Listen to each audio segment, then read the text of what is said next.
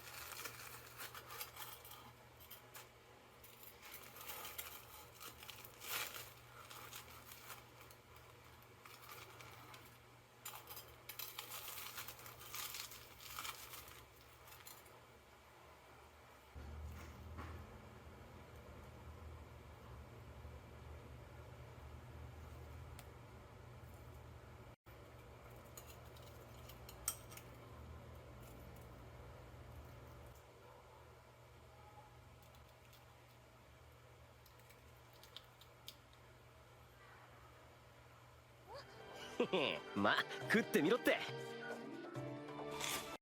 て軽い食感。噛んだ瞬間に揚げ衣がスーッと溶けていくみたい。そこに絡みつく黒いソースの風味もたまらない。